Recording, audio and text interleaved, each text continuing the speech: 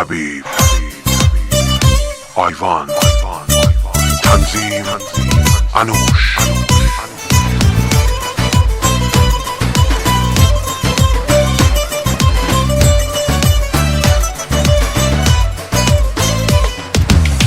تو کوچه های خلوت دوباره پا میذارم، تموم خاطراتو میخوام یادم بیارم.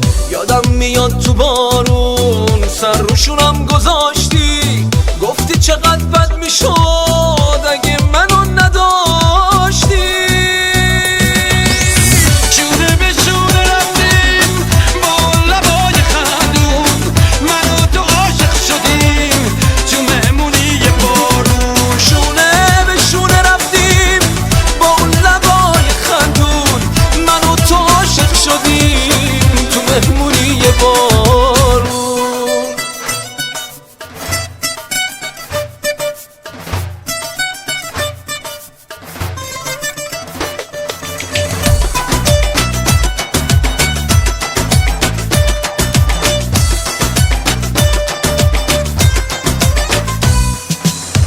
یادم میاد تو چشمات لقم بود و نشادی، داشتی که عاشقی رو یاد دلم میدادی.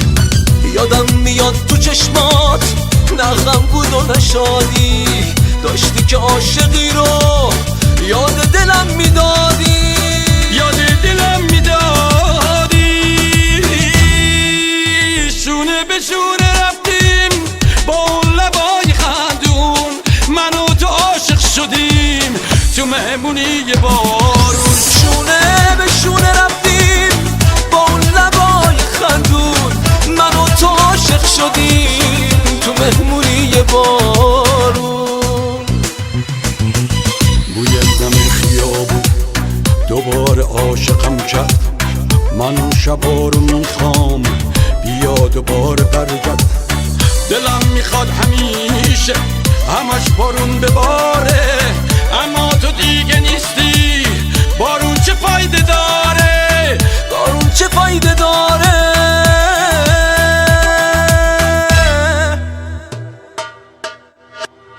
شونه به شونه رفتیم با اون لبای خندون، من و تو عاشق شدیم تو مهمونی بارون.